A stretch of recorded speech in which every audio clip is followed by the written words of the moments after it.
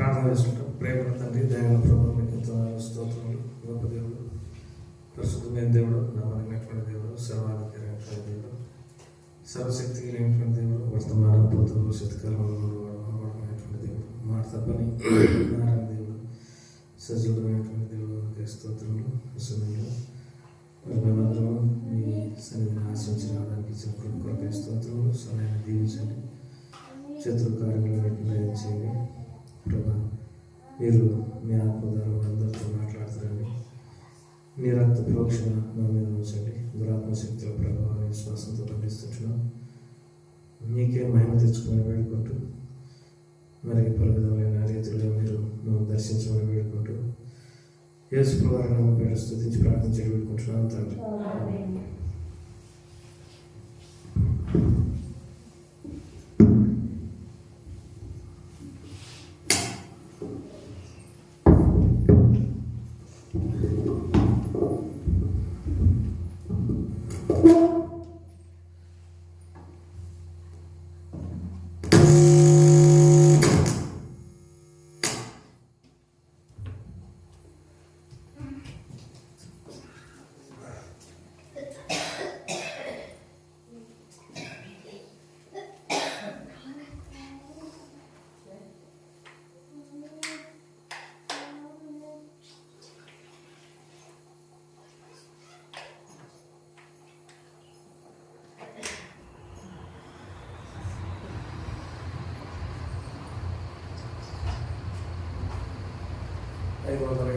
కొత్త పుస్తకాలకు, పాత పుస్తకాలలో 522 522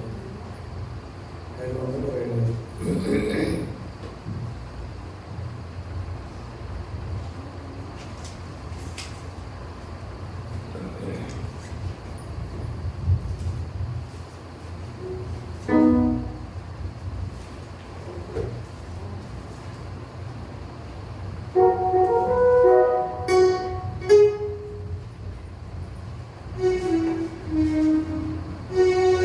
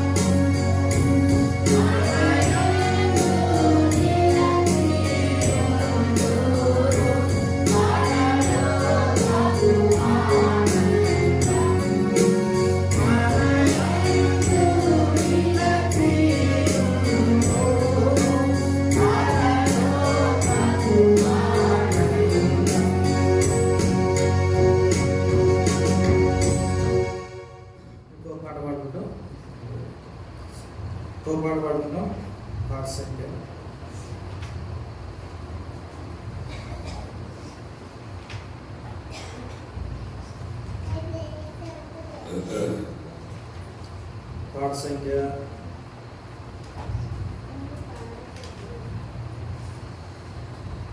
511 కొత్త పుస్తకాలలో మనం ఈ పాట వేసి పాడుకుంటాం. ఆ సమయంలో ఇంతవరకు కూర్చొని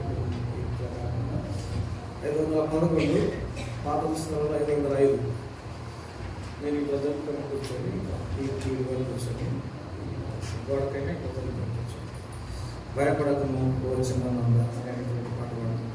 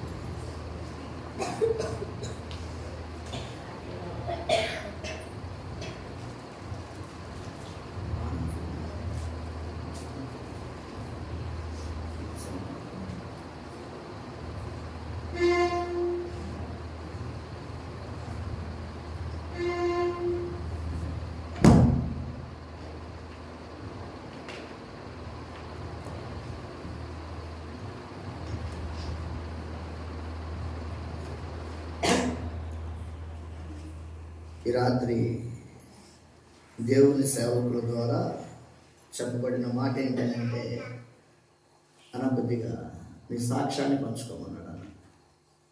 భుజన చెప్పిన మాట ఏంటంటే దేవుడు మిమ్మల్ని ఎలాగున రక్షించాడో దయచేసి ఆ సాక్ష్యాన్ని కొన్ని మాటల్లో చెప్పమన్నారు. నా సాక్ష్యాన్ని పంచుకోబోయే ముందుగా దేవుని వాక్యములో నుండి ఓ మాట చదువుకుంటా. నేను ఏ మాట ద్వారా ప్రభువును అంగీకరించానో దానికి ఆధారమైన మాట, ఆ మాట చదువుకొని కొన్ని విషయాలు నా జీవితంలో దేవుడు అనేకమైన విషయాలు జరిగించాడు. అయితే వాటిలో నుండి కొన్ని సంగతులను సమయానుకూలంగా మనం జ్ఞాపకం చేసుకున్నాం. ముందుగా ఓ మాట, సామెతల గ్రంథము 29వ అధ్యాయం 1వ వచనం. సామెతల గ్రంథము 29వ అధ్యాయం 1వ వచనం, పేజీ నెంబరు 552. ఈ మాట చదువుకొని కొన్ని సంగతులు సాక్ష్యాన్ని మనం చూస్తాం. ఎన్నిసార్లు గద్దించినను లోబడని వాడు మరి తెలుగు లేకుండా హఠాత్తుగా నాశనమును ప్రార్థన. ప్రేమ కలిగిన మా తండ్రి, పరిశుద్ధమైన మా ప్రభువుకు స్తోత్రాలైన ఈ రాత్రి వేళ నీ పరిశుద్ధ మందిరంలో చేరి నాయన మీరు అనుగ్రహించిన ఈ కృపను బట్టి ఇలాగున్న ఓ సాక్షిగా సాక్ష్యం ఇచ్చేదాని కొరకై తండ్రి నన్ను కరుణించిన విధానాన్ని బట్టి, నా యందు మీరు చూపించిన దయను బట్టి నాయన నీ ప్రజలైన వారితో నేను కొన్ని సంగతులు తెలియజేయగా ఈ మాటలను నీ ప్రజలమైన మా అందరి క్షేమం కొరకై మీ నామ ఘనత కొరకై తండ్రి దీవించాలని కోరుతూ యేసు ప్రభు ప్రేమలో ప్రార్థించి వేడుచున్నాము తండ్రి, ఆమేన్.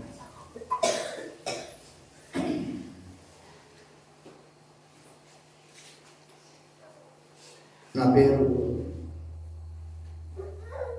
మస్తాని.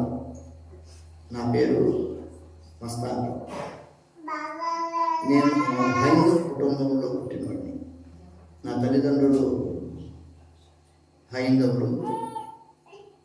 నాకు పెట్టబడిన పేరు ముస్లిం పేరు. ఈరోజు నేను జీవించే నా జీవితం క్రైస్తవ జీవితం. హైందవ కుటుంబంలో పుట్టా, ఓ ముస్లిం పేరు పెట్టబడింది. ఈరోజు నేను బ్రతికే నా బ్రతుకు ఎలాంటిదనంటే క్రైస్తవ జీవితం. ఎందుకు ఇలా జరిగింది అని కనుక మనం ఒకవేళ ఆలోచన వస్తుంది సహజంగా. వాస్తవంగానైతే కొన్ని మాటలు చెప్తాం. ముందుగా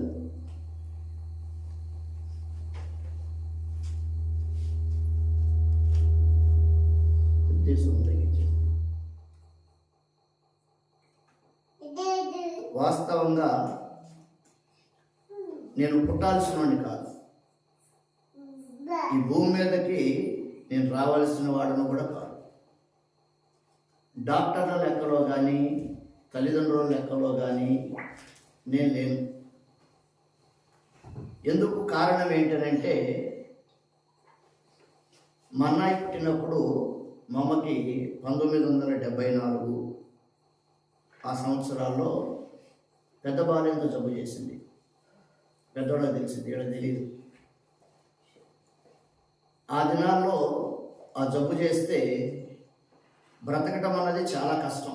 ఆ రోజుల్లో ఉన్న వైద్యపరమైన అందుబాటును బట్టి. కాబట్టి డాక్టర్లు ఏమన్నారంటే ప్రత్యేకంగా ఒక గదిలో పెట్టేసేసి ఒక 4-5 దినాలు ఆగిన తర్వాత నీ కూతురు బతికిద్దో బతకదో చెప్తామని మా తాతయ్యతో డాక్టర్ని చెప్పారు. ఆ దినాల్లో ఏమనుకున్నారనంటే ఇదిగో వీడు పుట్టి, అంటే మా అన్నయ్య వీడు పుట్టి తల్లిని కడుపున పెట్టుకున్నాడు. వీడు చూడండి, లోకం మనుషులకి ఏం తెలియదండి, ఏ మాటైనా మాట్లాడతారు. ఆ పసిబిడ్డ దేవుడి ద్వారా పుట్టినవాడు, దేవుడిచ్చాడు. ఆ జబ్బు చేసేటప్పటికి ఏమన్నారనంటే, ఇదిగో వీడు పుట్టాడు, తల్లిని పొట్టన పెట్టుకుంటున్నాడు. దాదాపు అందరూ చచ్చిపోయారు, కానీ దేవుని దయ వల్ల అమ్మ చావల. దేవుని దయ వల్ల బ్రతికింది, మరలా తిరిగి ఆరోగ్యాన్ని పొందగలిగింది. డిశ్చార్జ్ చేస్తా ఏమన్నారంటే మా తాతయ్య తోటి, అయ్యా జాగ్రత్త, ఈసారి అంటే ప్రెగ్నెన్సీ రాకూడదు, ఒకవేళ మరలా తిరిగి ప్రెగ్నెంట్ అయితే తల్లి ప్రాణానికి కానీ బిడ్డ ప్రాణానికి కానీ ముప్పు, కాబట్టి మీరు జాగ్రత్త అని చెప్పి డిశ్చార్జ్ చేశారు. అప్పటికే మా అమ్మకి మక్క అంటే ఒక ఆడపిల్ల ఉంది, మా అన్న ఓ మగపిల్లడు ఉన్నాడు. ఇంకేమైనా కావాలా? ఒకవేళ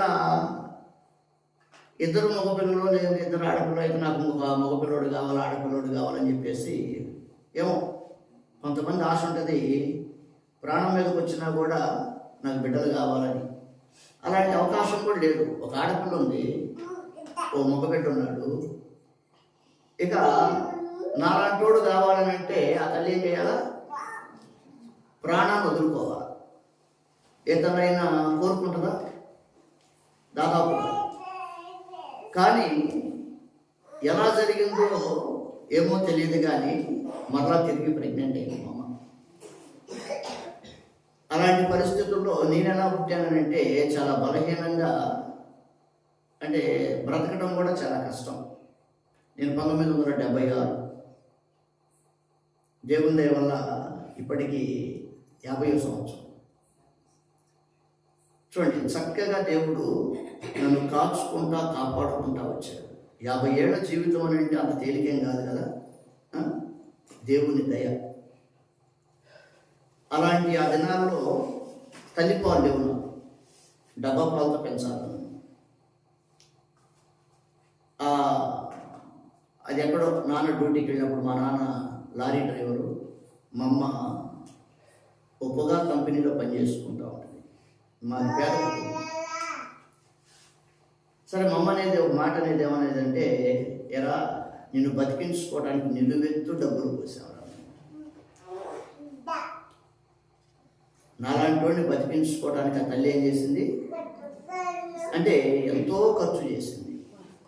అమ్మా నాన్న ఆశ ఎట్లా ఉంటుందనంటే, నా బిడ్డ నాకు దక్కితే చాలు, నా బిడ్డ.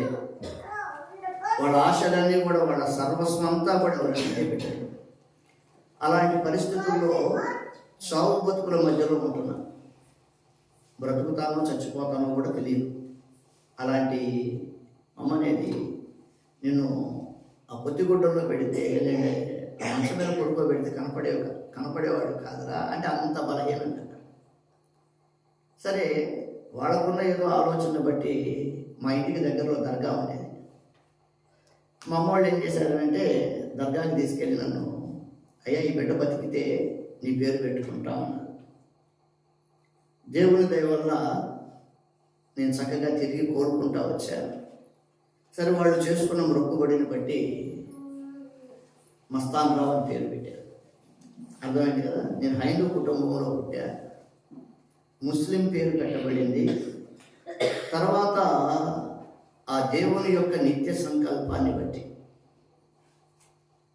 ఏ దేవుడైతే నన్ను పుట్టించాడో, ఏ దేవుడైతే నా తల్లి గర్భంలో నన్ను వేశాడో, ఏ దేవుడైతే నా దినాలన్నీ నా ఆరోగ్యం అంతా కాల్చుకుంటూ వచ్చాడో, ఆ దేవుడు తన నిర్ణయ కాలాన నన్ను ఏం చేశాడంటే దర్శించాడు. ఆ దర్శించబోయే ఆ సమయంలోపు దాదాపుగా నేను కూడా ఎలా బ్రతికానంటే ఇబ్బందికరంగా. ఆ ఇబ్బందులు కొన్నిసార్లు ఆ తల్లికి బాధేసేమనేది అంటే, మనం చెప్పే కదా, నీలాంటి వాడికి చిన్నప్పుడు ఏం చేయాలా, వడ్ల గింజేసి చంపితే పోయిందిరా, మీలాంటి వాళ్ళు జనాభా లెక్కకు తక్కువ అవుతారనుకుంటున్నారు అంటే, తల్లి మాట వినకుండా వాళ్ళని విసిగిస్తూ వచ్చినప్పుడు ఆయాసంతో ఆ మాట, అంటే ఆ మాటతో ఓ కన్న తల్లి, పేగు దించిన తల్లి, నువ్వు చస్తే బాగుండ్రా, మీలాంటి వాళ్ళు ఎందుకురా నాయన, భూమికి భారం మీరు అని అందంటే, అంటే నేను అన్ని వివరించకుండా ఆ మాటతో మనకు అర్థమవుతుంది ఈ వ్యక్తి మంచోడా చెడ్డోడా. అనుమానమేమి లేదు, చెడ్డోడు. చూడండి, అలాగున్న బ్రతికి ఆ దినాలలో నాలో ఉన్న పాపం కానీ, నాలో ఉన్న చెడుతనాన్ని బట్టి కానీ చిన్నప్పటి నుంచి కూడా నాకు భయం ఉండేది, ఓ ఆశ ఉండేది, ఓ భయం ఉండేది. ఆశ ఏంటయ్యా అంటే బతకాల, భయం ఏంటనంటే చచ్చిపోతాను. అర్థమవుతుందా? బతకాలన్న ఆశ ఉంది, లోపల చచ్చిపోతానేమో అన్న భయం ఉంది. ఎందుకనంటే ఈ చావుకి ఎలాంటి దయాదాక్షిణ్యాలు ఉండవండి. పోనీలే పాపం చిన్న పిల్లోడు కదా, కొద్ది వయసు రాని అని జాలి పడతాయి. అరే యవనస్తుడు కదా, ఇంకా పెళ్లి కూడా కాలా, పెళ్ళి అయ్యేదాకా అట్లా ఉంచుదాం, అలాంటి కనికరమే ఉండదు దానికి. తల నెరిసిపోయింది కదా, కొడుకుని పెళ్ళో మనవాళ్ళ పెళ్ళో చూసినాక తీసుకుందాము, అట్లాంటిదే ఉండదు దానికి. చూడండి, నా స్నేహితుడు, మేము 6వ తరగతి కొద్దిగా చదువుతున్న దినాల్లో ఈ క్రిస్మస్ హాలిడేస్ వస్తాయి కదా, స్కూళ్ళలో క్రిస్మస్ పండుగ చేసేవాడు. ఆ రోడ్డు దాటి అట్లా వెళ్తా ఉంటే జ్ఞాపకం, ఆర్టీసీ బస్సు కొట్టేసేసి చనిపోయిన పరిస్థితి. అంటే దగ్గర దగ్గర ఓ 11 ఏళ్ళు అటు ఇటుగా. అంటే దానికి ఎలాంటి దయాదాక్షిణ్యాలు ఉండవు, భయం వేసింది. మరలా కొన్ని దినాలు ఆగిన తర్వాత సాయంకాలం 4ంటికి 4:15 అట్లా స్కూల్ వదిలిపెట్టిన తర్వాత ఇంటికి వెళ్తా ఉంటే ఎప్పుడూ ఎదురొచ్చే వ్యక్తి ఆ వీధుల్లో. నేను ఇంటికి వెళ్ళేటప్పటికి ఆ మనిషి చనిపోయాడు, తన వాళ్ళైన వాళ్ళందరూ చుట్టూ చేరి ఏడుస్తా ఉన్నారు. అది చూస్తే భయం వేసింది మళ్ళీ. ఎందుకంటే చిన్నప్పుడు అమ్మ దగ్గర చూడు, ప్రతి పిల్లోడు తన తల్లి ఒడిలో ఎలా పెరుగుతాడో అలాగే అమ్మతో ఉన్న దినాల్లో ఏం చెప్పేదనంటే, పెద్దోళ్ళు మాట్లాడుకుంటా, అయ్యా మనం అందరం ఏదో ఒకరోజు చచ్చిపోవాలా, మనం అందరం ఏదో ఒకరోజు చచ్చిపోవాలా. అయితే సరే వాళ్ళు మాట్లాడుకున్నారు అట్లాగా. ఆ మాట నాకు హృదయంలో అట్లా నిలబడిపోయింది. నేను కూడా చచ్చిపోతా, ఒకవేళ నేను చచ్చిపోతే నన్ను కట్టెల మీద పెట్టి కాలుస్తూ ఉంటే తట్టుకోగలనా? చూడండి, తెలియని ఆలోచన. మా సాంప్రదాయాన్ని బట్టి ఒకవేళ కట్టెల మీద పెట్టి కాలుస్తూ ఉంటే లేదట కాదు, ఒకవేళ గొయ్యి తీసే అందులో మనిషిని పెట్టేసి ఎవరింటికి వాళ్ళు మరలా తిరిగి ఇళ్ళకొచ్చేసేస్తే ఆ చీకటిలో ఆ మట్టిలో అని నేను అంటే ఊపిరాడిద్దా, చచ్చిపోయినాక ఇంక ఊపిరాడేదేముంది, ఇటు నవ్వుతారని ఆ చిన్న వయసులో ఓ తెలియని భయంతో ఎవరికైనా చెప్పాను ఏం చేస్తారు, ఎగతాళి చేస్తారు. చచ్చిపోయిన తర్వాత ఊపిరాడేది ఎందుకు నాయన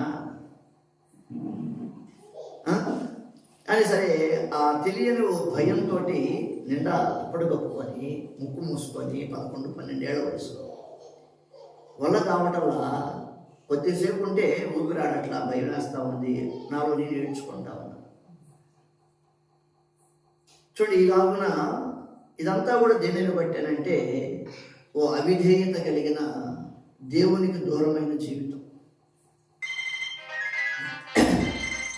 అలాగున వాటిని బట్టి ఓ మరణ భయంతో ఓ నెమ్మది లేని వాడిగా మనసులో అనుకునేవాడిని. కనీసం నేను 10వ తరగతి చదివేవాడికైనా బతుకుతానా దేవుడా, భయం అండి. అంటే బతకాలన్న ఆశ, చచ్చిపోతానేమో అన్న భయం. చూడు, ఈ భయం దేనిని బట్టినంటే మనలో ఉన్న పాపాన్ని బట్టి ఆ మరణ భయం అన్నది మనల్ని ఏం చేస్తూ ఉంటుందనంటే వెంటాడుతూ ఉంటుంది. చూడండి, ఇలాగున వెళుతూ ఉన్న దినాల్లో కొంతకాలం గడిచిన మీదట దేవుని వాక్యం, ప్రభుని ఎరిగిన వారు దేవుని వాక్యాన్ని తెలియచేయటం, ఆ రీతిగా గుంటూరులో ఉన్న సియోను ప్రార్థనా మందిరానికి నేను వెళ్ళటం, ఈ రీతిగా దేవుడు ఏం చేశాడనంటే లోకంలో నుండి ఓ చక్కని దారిలోనికి నన్ను నడిపించాడు. కానీ మందిరానికి వెళ్తున్నాను, కానీ వాస్తవంగానైతే నా అంతరంగం కానీ నా నడవడి కానీ ఆ బ్రతుకు విధానం మారలా. సండే స్కూల్కి వెళ్ళా అంటే మంచి పిల్లోళ్ళలాగానే చక్కగానే అందరి ఎదుట.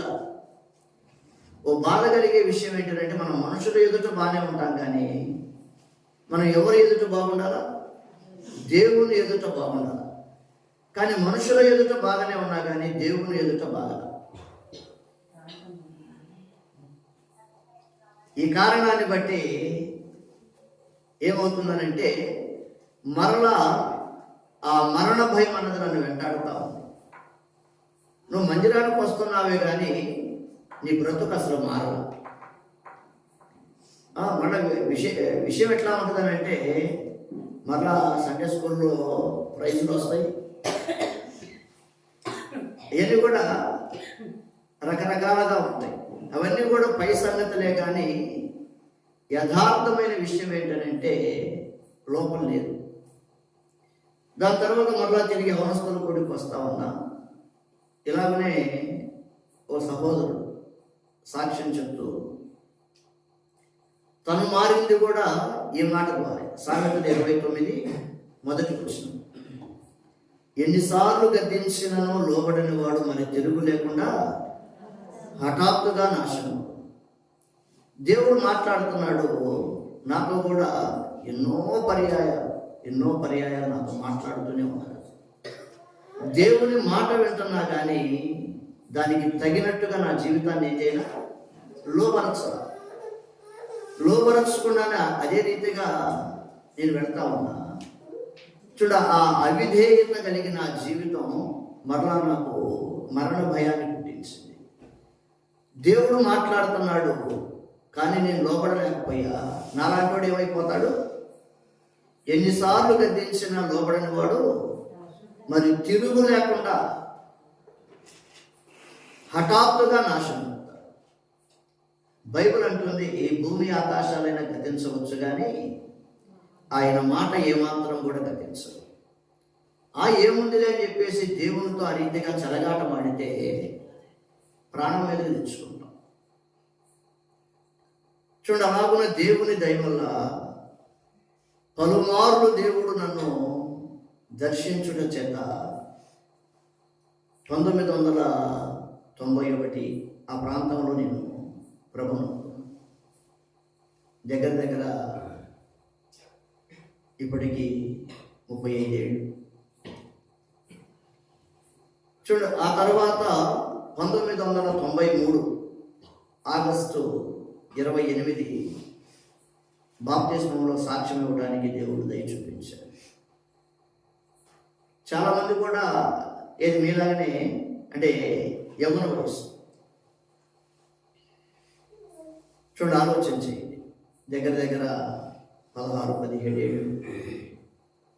లేదు, బాప్తిస్మం తీసుకునేటప్పటికి 97 అంటే 29 ఏళ్ళు. అలాగున దేవుని దయ వల్ల దేవుని మాటకు విధేయత చూపించి బాప్తిస్మంలో సాక్ష్యం ఇవ్వడానికి కూడా దేవుడు దయ చూపించాడు. ఎందుకంటే మనం చెప్తా ఉంటాం, సేవకులు చెప్తారు కదా, బాప్తిస్మం తీసుకుంటే చాలా శ్రమలు వస్తాయి, చాలా కష్టాలు వస్తాయి, మరి నిలబడరా. అలాగనే నా జీవితంలో కూడా చాలా పరిస్థితులు ఉన్నాయి. కొన్నిటికి తాళలేకపోయా పడిపోయిన పరిస్థితి. ఏంటి ఎలాగన్నది ఆ విషయాలన్నీ చెప్పాలనంటే సమయం. ఏదేమైనా ఓ మాట ఏం చెప్తున్నానంటే, మారు మనసు పొంది బాప్తిస్మం తీసుకున్న తర్వాత బలహీనపడిన పరిస్థితులు. చూడండి, దానికంటే ముందుగా ఓ మాట, అంటే చదువుకునే పిల్లలు ఉన్నారు కాబట్టి ఓ మాట చెప్తా. నేను చదువుకుంటున్న దినాల్లోనే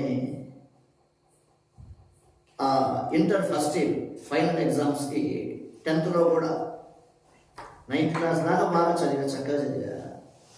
10th క్లాస్కి వచ్చేటప్పటికి చెడు సహవాసం స్నేహాలతోటి పాడైపోయి, చదువు కంటే ఆటలు, చదువు కంటే సినిమాలు, లేదంటే ఇలాగున దారి తప్పిన జీవితం.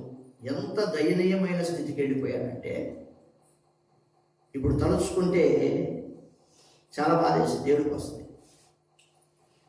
నేను బ్యాగ్ కనుక తగిలించుకుంటే నా బ్యాగ్లో పుస్తకాలు కూడా అమ్ముకున్నాను. నిజమండి. చూడండి, ఒక బానిస బతుకు, ఒక వ్యసనం అన్నది ఎట్లా ఉంటుందని అంటే,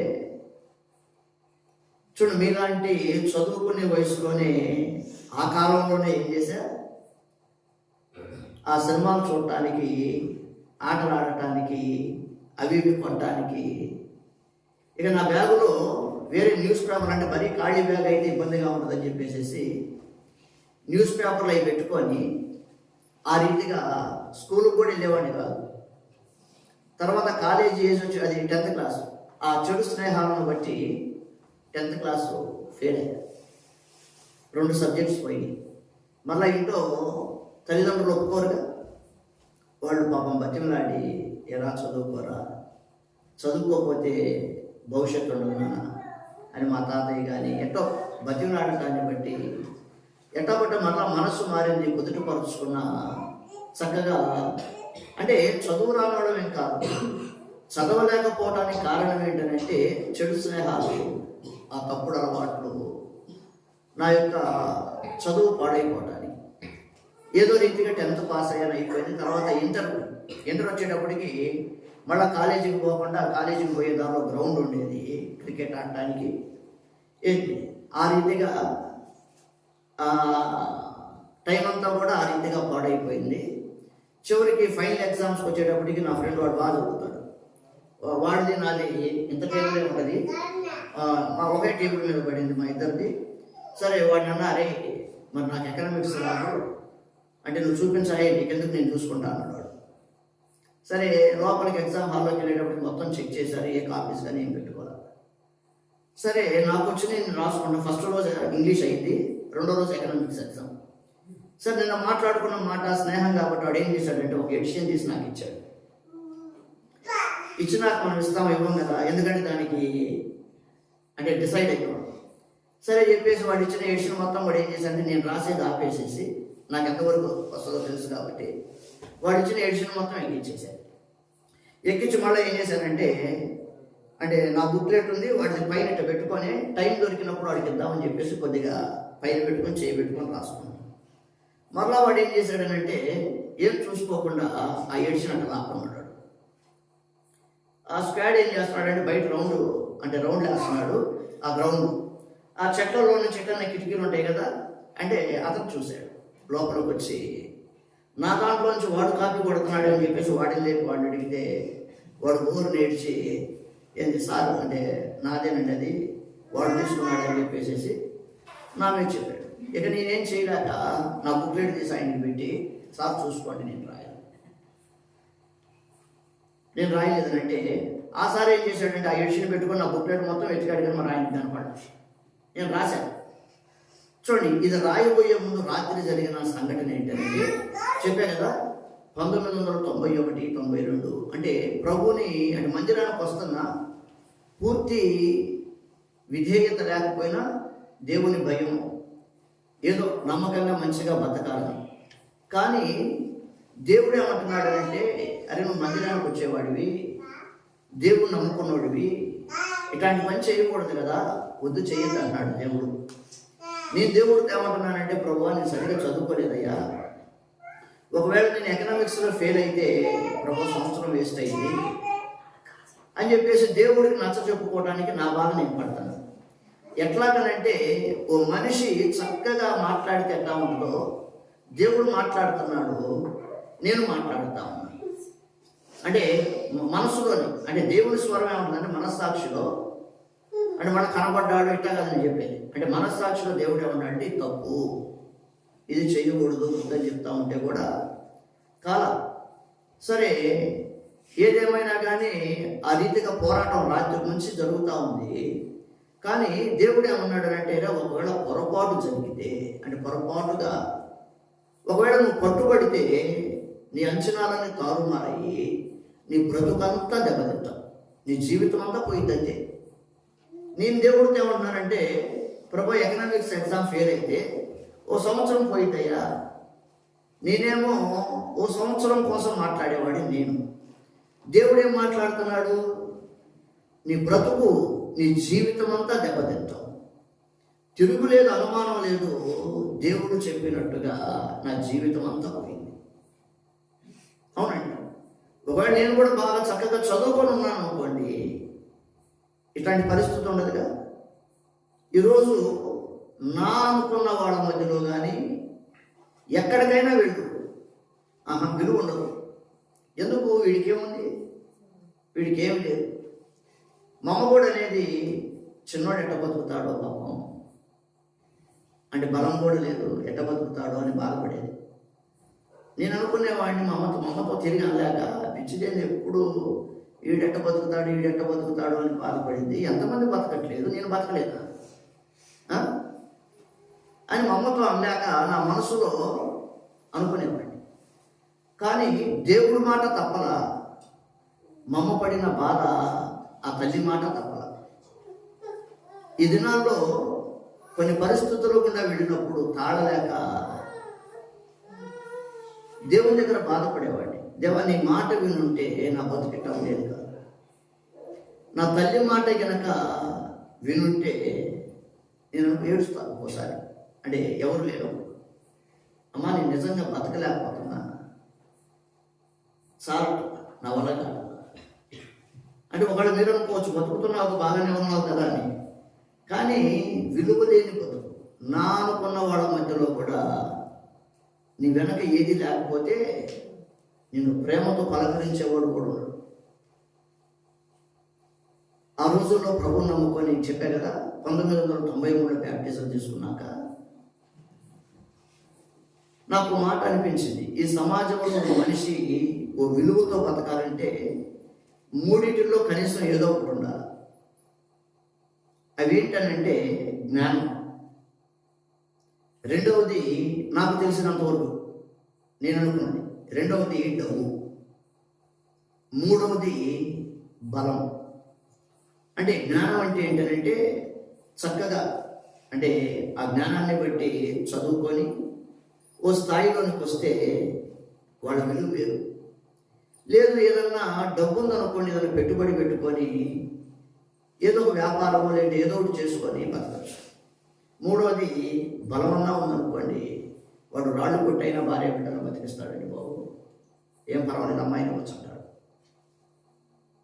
నా దగ్గర జ్ఞానం లేదు, చదువు లేదు, నాకు డబ్బు లేదు, నా దగ్గర బలం లేదు. ప్రభు, ఇట్లాంటి పరిస్థితుల్లో నేను ఎట్ట బతకాల? నిన్ను నమ్ముకున్న ఏది లేకుండా గాలికి తిరుగుతూ ఉన్నాను అనుకోండి, విలువ ఉంటుందా? ఉండదు. ఆ దినాల్లో దేవుడి దగ్గర ప్రాధేయపడి ఏడిస్తే, చెప్తున్నా కదా, నేను ఒక్క రోజు కూడా, ఇప్పుడు మన పిల్లలు దిద్దుతున్నారు కదా, నేను రాస్తే అలాగూ ఏనాడు కూడా నేను ఒకటి దగ్గరికి అట్లా దిద్దినోడి కాదు.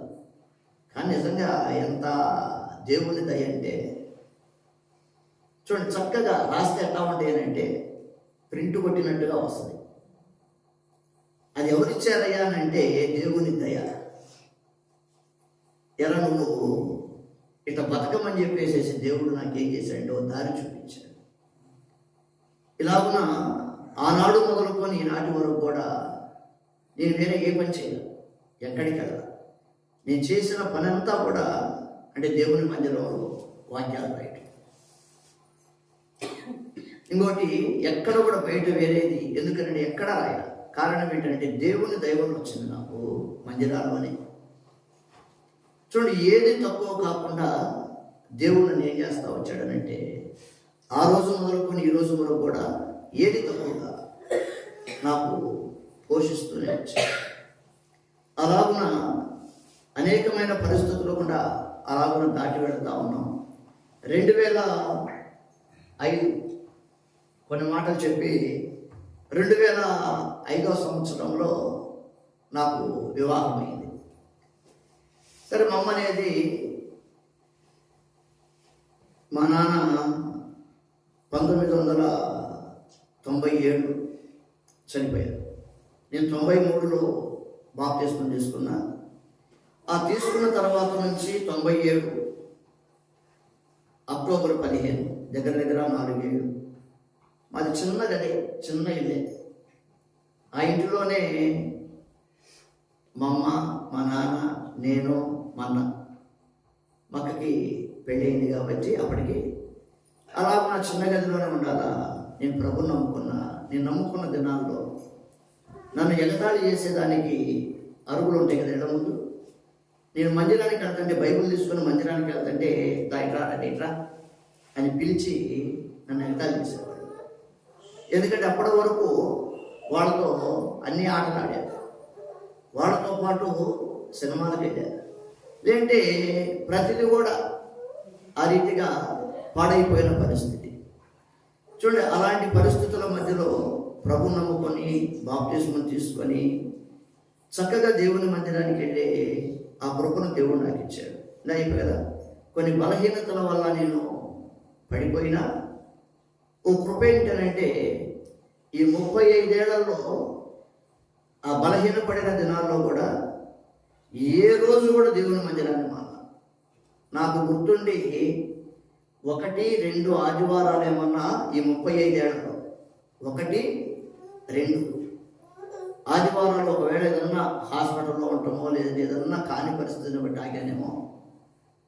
చూడండి, తిరిగి నేను సమకూర్పులోనికి రావడానికి గల ఓ ప్రధాన కారణం ఏంటంటే, దేవుని మందిరానికి వచ్చేవాడిని, దేవుని పిల్లలతో సహవాసం కలిగి ఉండేవాడిని.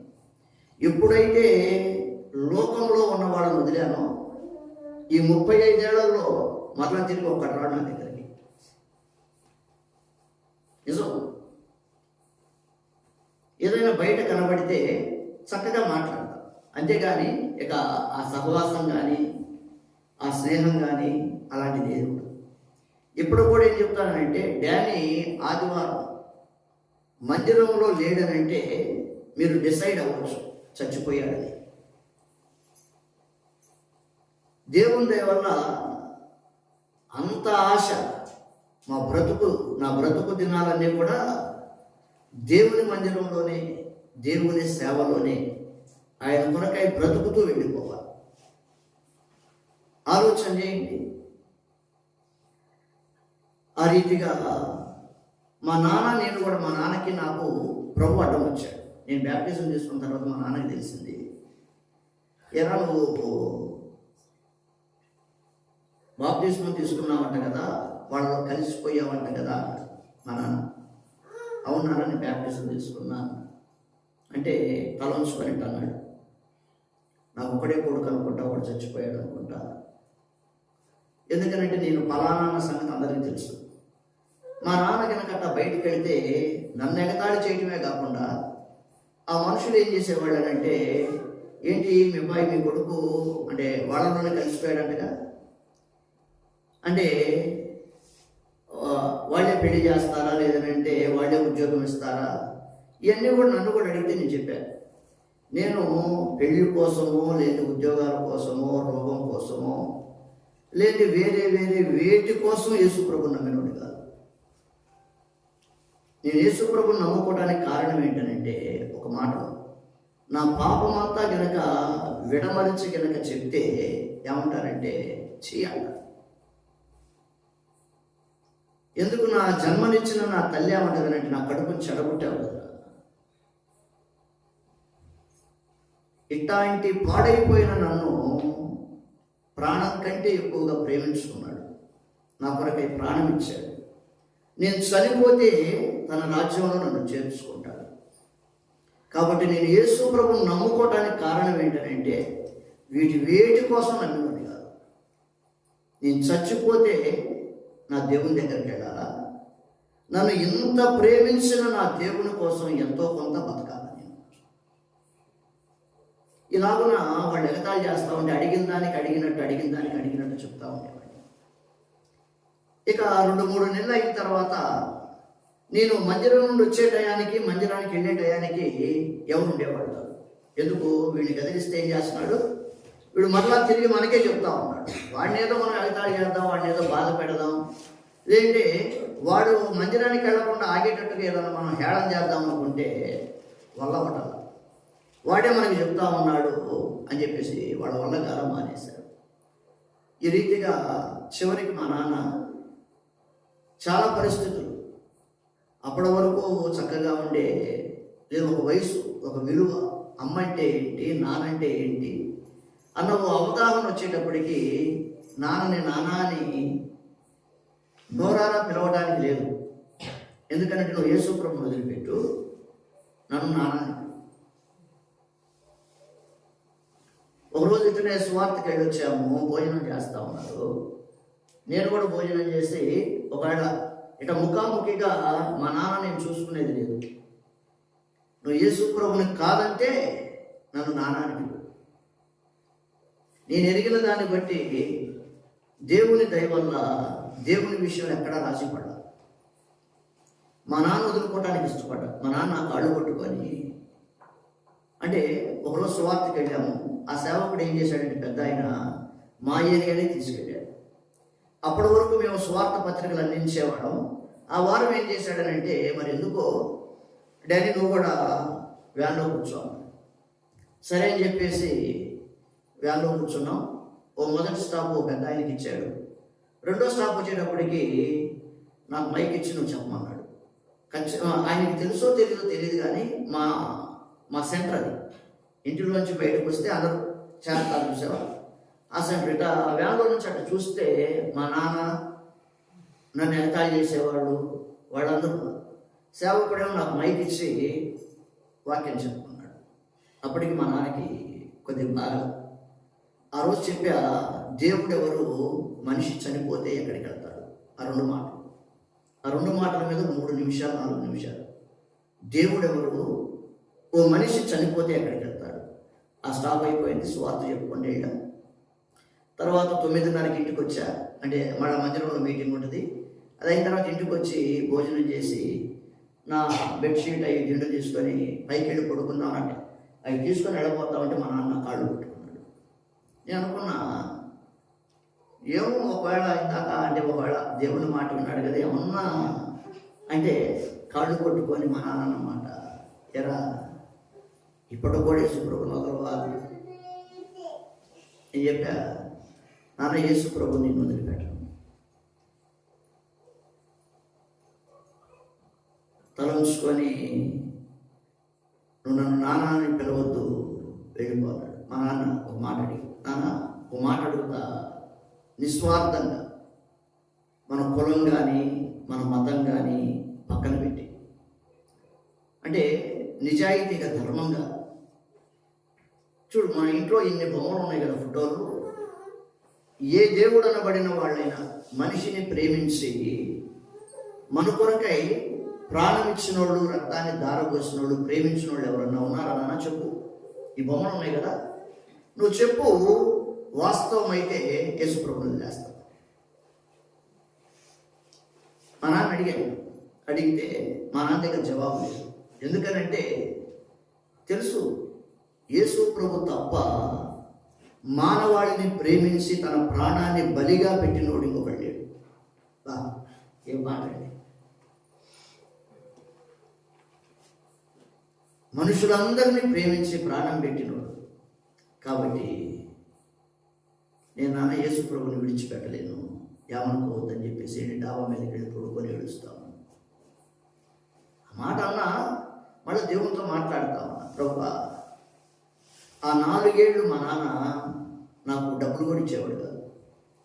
ఇంకా ఒక పర్యాయం ఏం చేశాడంటే, డబ్బులు ఇచ్చి పలానా సినిమా రిలీజ్ అయింది దానికి వెళ్ళమన్నాడు.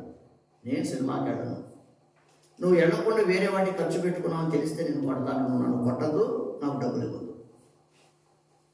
ఆ దినాల్లో చెప్పులు కూడా లేని పరిస్థితి. కన్న తండ్రి నన్ను దూరం పెట్టిన పరిస్థితి. ఇంటిలో బైబిల్ చదువుకోవడానికి కూడా అనువు లేని దినాలు. కొన్ని పర్యాయాలు బాత్రూంలో ప్రార్థన చేసుకొని, అంటే స్నానం చేసేసి ఇంటిలో గదిలో ఒకటే గది వల్ల ఏది కాదు. అయినా కూడా నిజంగా అండి ఎంత తృప్తిగా ఉండేది అంటే ఆ దినాలే వేరు, ఆ లెక్క వేరు. దేవుని కోసం శ్రమ పడతా బాధపడతా దేవుని మార్గాల్లో బ్రతుకుతా ఉంటే జీవితం తృప్తిగా. అలాంటి పరిస్థితులన్నిటిలో నుండి దేవుడు నన్ను కాల్చుకుంటా వచ్చాడు. ఇంకోటి, ఆ ప్రభు పక్షాన శ్రమ పడతా ఉంటే ఎంత హాయిగా ఉంటుందంటే తృప్తిగా ఉంటుంది. అలాగున చాలా పరిస్థితులు కూడా దేవుడు నన్ను దాటిస్తా. 90 ఏళ్ళు మా నాన్న చనిపోయాడు. చనిపోయిన తర్వాత ఇంట్లో చాలా తాకిడి ఒత్తిడి. ఏది ఆ సాంప్రదాయాలను బట్టి, అంటే వెంట్రుకలు తీయించుకోవాలని, కొబ్బరికాయ కొట్టాలని, దండం పెట్టాలని. మీరు నమ్ముతారో నమ్మరో, నన్ను చాలా ఒత్తిడి చేసిన పరిస్థితులు. కానీ దేనికి?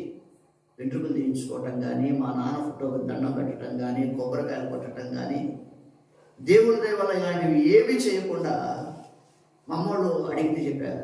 నానంటే నాకు ప్రేమ ఉందో లేదో దేవుడికి తెలుసు. ఇప్పుడు నాన్న కూడా చనిపోయాడు కదా, నాన్న కూడా అర్థమైంది.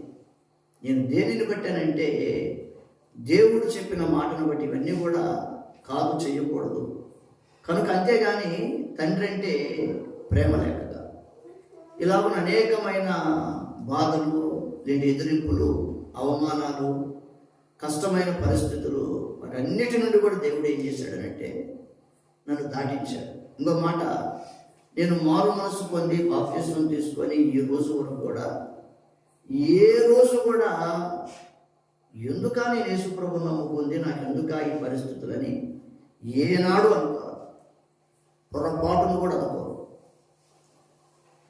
నిజంగా మారినోడి లెక్క ఎట్టా ఉంటుందనంటే ఇక ఆలోచన ఉండదు. ఆ రీతిగా దేవుడు నన్ను కరుణిస్తూ వచ్చాడు. 2005 నా వివాహ విషయంలో కూడా అమ్మ అంటా ఉండేది, ఎరా పెళ్లి చేసుకోరా అని అంటామంటే అమ్మతో అన్నా, లేదంటే ఇట్లా బంధువులు వాళ్ళని చేసుకోమ్మా వీళ్ళని చేసుకో అంటామంటే లేదన్నమాట కాదు, దేవుణ్ణి నమ్ముకున్న వాళ్ళని నేను చేసుకుంటా అని సమయం దొరికినప్పుడల్లా మా అమ్మతో చెప్పేవాడిని. ఎందుకంటే ఒక్కసారిగా వాళ్ళకి చెప్పామనుకో వాడు తట్టుకోలేదు. ఎందుకు? చిన్నప్పటి నుంచి పెంచుకుంటారు మమకారంతో. నా బిడ్డ నా మాట వింటాడని అనుకుంటుంది.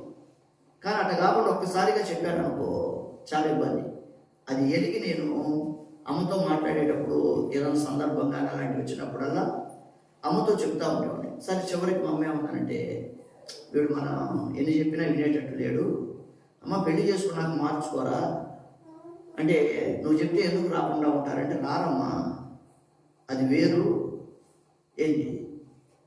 దేవుని నమ్ముకున్న వాళ్ళైతే అంటే అత్తమామల విషయంలో, మిమ్మల్ని చూసే విషయంలో కూడా బాగుంటుంది అని అంటే, చివరికి మా అమ్మ ఏం చేసిందనంటే, పాపం తల్లిగా నా కోసం తను ఇష్టపడింది. అయినా కానీ మరి ఇంకా ఎందుకన్నా ఆలస్యం అంటే, అమ్మ దానికి కారణం నువ్వేం చెప్పావు అంటే, నేనేం చేశాను అంటే, అమ్మంది, అయ్యా మీరు మీ మందిరాల్లోనే అంటే కట్నం తీసుకుంటున్నారు కదా చిన్నోడా, కాబట్టి అమ్మా అంటే నువ్వు కూడా కట్నం తీసుకో. నాకున్న ఒక తీర్మానం ఏంటంటే, కానీ చేయలేకపోయా. నేనే ఒకవేళ దేవుడు దయదలిస్తే ఎదురు కట్నం ఇచ్చి పెళ్లి చేసుకోవాలన్న ఏదో ఆశ ఉండేది. కానీ నాకు ఏమీ లేదు వెనక, ఈ రోజుకి లేదు, నేను చేయలేకపోయా. కానీ దేవుని దయ వల్ల మమ్మల్ని అడిగాను, అమ్మ డబ్బులు ఇస్తే కట్నం ఇస్తే నువ్వు తీసుకుంటావా నాకు ఇస్తావా అని అడిగాను మమ్మని. చిన్నోడ మాకెందుకమ్మా నీకే ఇస్తానురా, అమ్మ నాకు ఇస్తానంటున్నావు కాబట్టి నేను వద్దనుకున్నాను. ఎందుకంటే అక్కాయి పెళ్ళికి ఆ రోజుల్లో ఓ 25,000 ఇచ్చేటప్పుడు అమ్మా నాన్న ఎంత బాధపడ్డారో తెలుసు. వేరే పరాయి వాళ్ళ డబ్బులు, వాళ్ళ కష్టం వద్దు. నువ్వు మాట ఇయ్యి, అమ్మ నేను అంకుల్ వాళ్ళకి చెప్తా. ఒకవేళ అంకుల్ వాళ్ళు ఇంటికి వస్తే సూచన ప్రాయంగా కూడా నువ్వు ఆ మాట అడగకూడదు, డబ్బు ప్రస్తావన రాకూడదు. దేవుని వల్ల మమ్మ నాకు మాట ఇచ్చింది, చిన్నవాడు నేను అడగనయ్యా. మమ్మ క్రైస్తవురాలు కాదు, కన్న కొడుకు కోసం కులాం వదులుకుంది మమ్మ.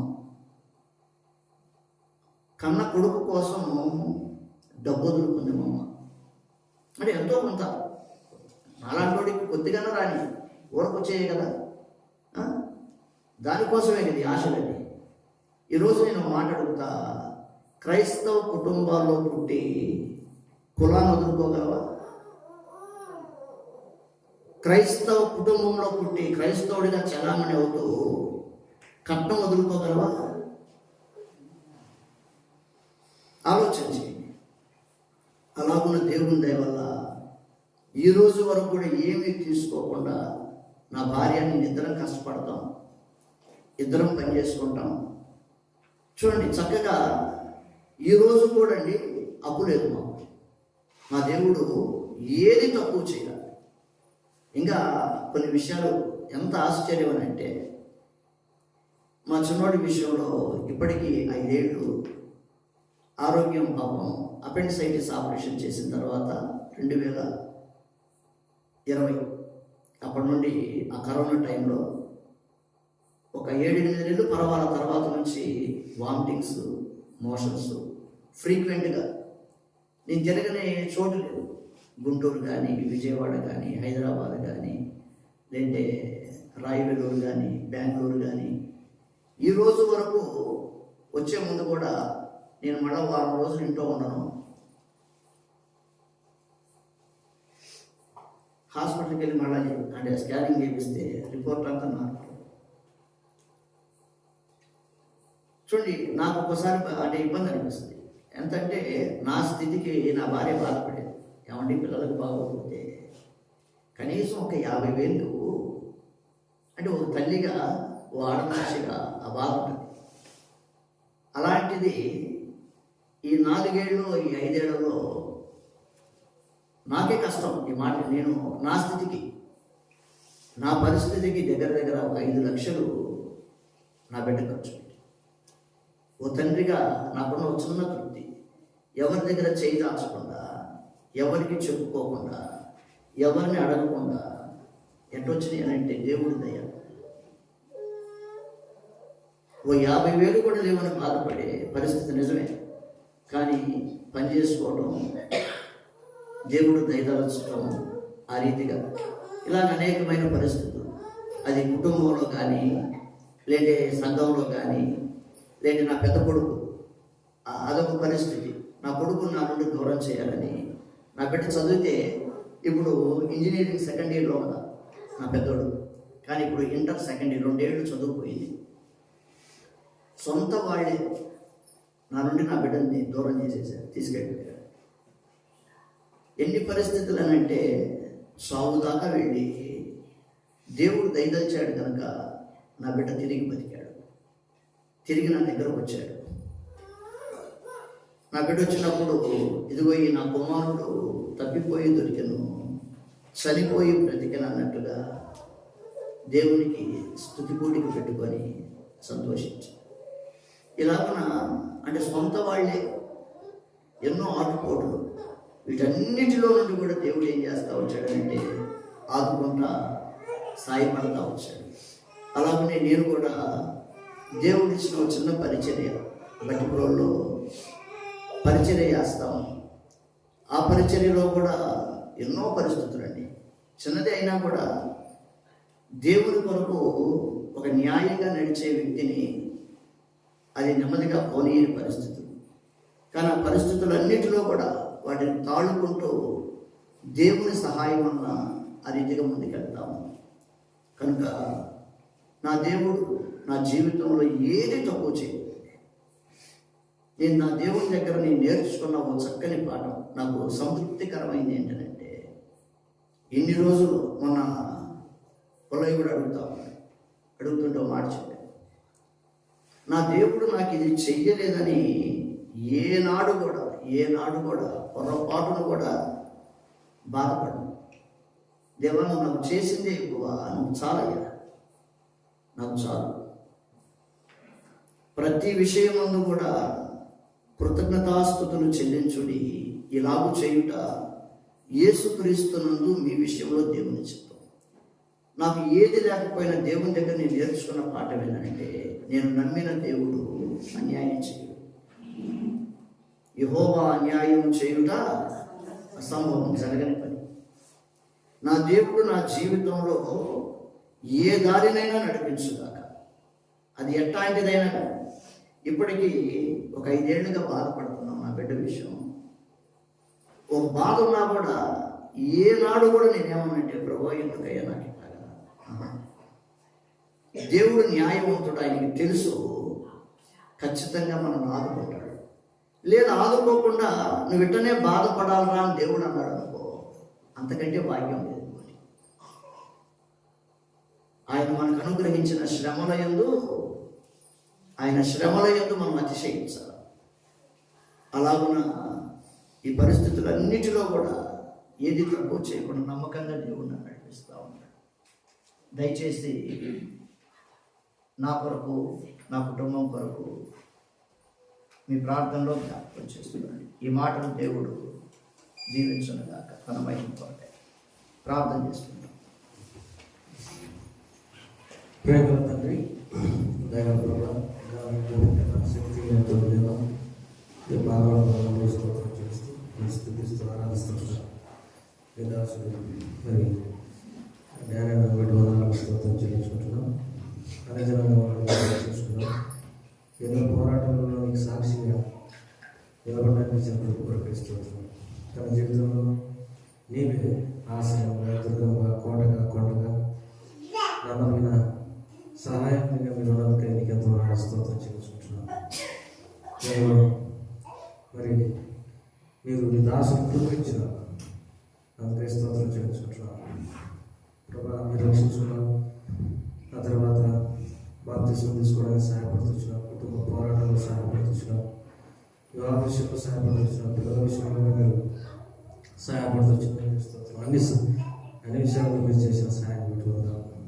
మీ దాసు కొరకు ప్రార్థన చేస్తున్నాం. తన కుమారుడు ఆరోగ్య విషయంలో, తన విషయంలో, తన సేవ విషయంలో, పరిచయం విషయంలో మీరు కృప చూపించండి. ఇలా మా అందరికీ కూడా మేము మీ వాక్యాన్ని అనుసరించి వారిగా ఉంచండి. మీరు ఈ సమయాన్ని జ్ఞాపకం చేసుకున్నందుకు గమనాలు చేస్తూ యేసు వారి నామమున పెట్ట స్తుతించి ప్రార్థన చేయబడుకుంటున్నాం తండ్రి. దయచేసి కూర్చోండి. చిన్న పాట పాడుకుంటాం.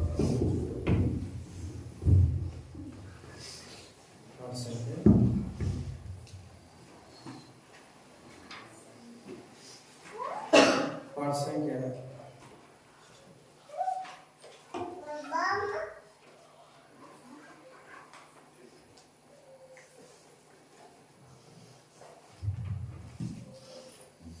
पाठ संख्या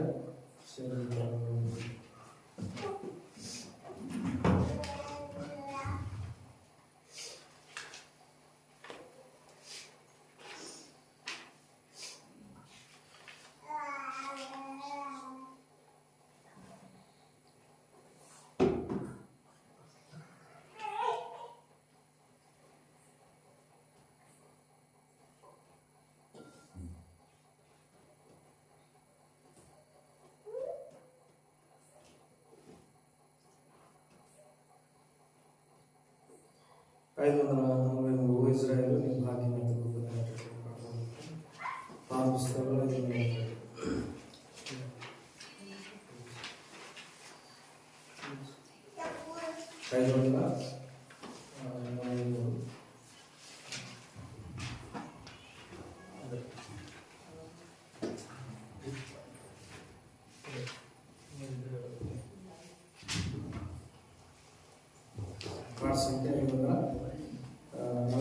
ఓ ఇజ్రాయేలు నీ భాగ్యమంత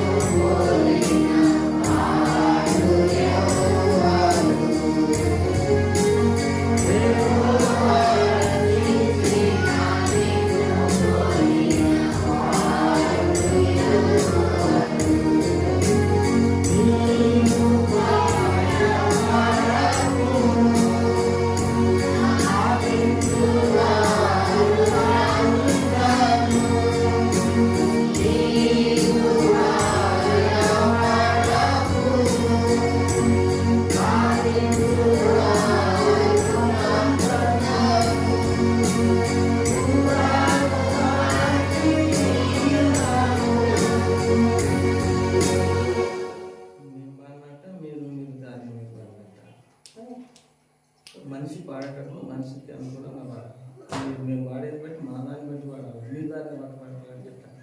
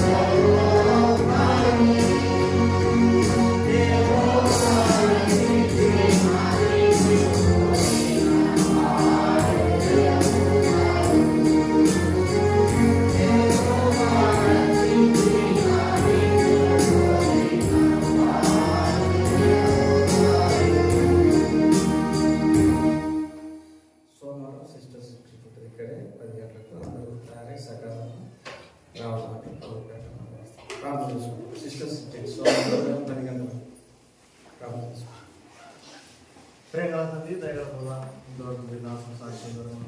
మాట్లాడుతున్న స్తోత్రం ఎంతో పోరాటంతో ఉన్న జీవితంలో మీరు తండ్రిగా తల్లిగా ఆదరిస్తూ వచ్చిన స్తోత్రం ఈ దాసుమావళి రావడానికి ఈ వాక్య పరిచర్య చేయడానికి వాక్యం రాయడానికి మాకు ఇచ్చిన ఆశీర్వాదాన్ని బట్టి మీ దాసుని బట్టి స్థుతిస్తూ ఆరాధిస్తున్నాం. మీ దాసు కుటుంబాన్ని దీవించిన అతని పిల్లలను ఆశ్రయించి మీ దాసు కుమారుడుతున్న అనారోగ్య సమస్యలు కూడా తప్పించారు. సోమవారం మరి సిస్టర్స్ రిక్రూట్మెంట్ మీరు జ్ఞాపకం చేసుకొని అందరికీ ఆశీర్వాదకరంగా వచ్చారు ప్రభు. మరి రిపబ్లిక్ డే కనుక ఆ సమయంలో పిల్లలందరూ ఏకంగా కూడడానికి మీ తెరవబడిన ఆకాశము మీ సంగీతం మీ స్వరాన్ని లగవేదిగా వచ్చారు. మీ దాసులు కూడా ఈ రాత్రి ఉదయం 6 గంటలకు ట్రైన్లో మరి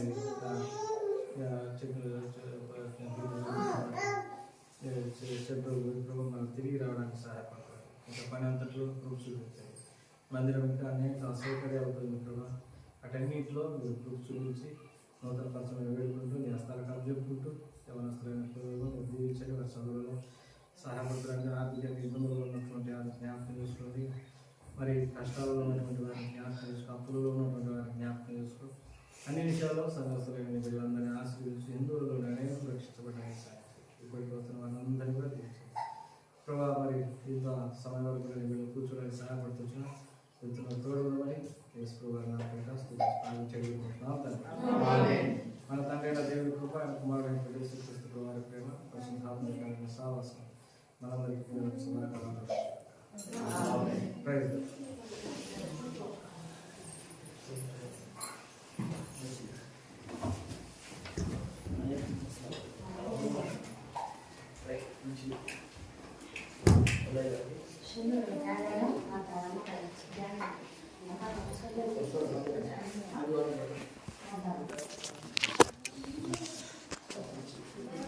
Sure.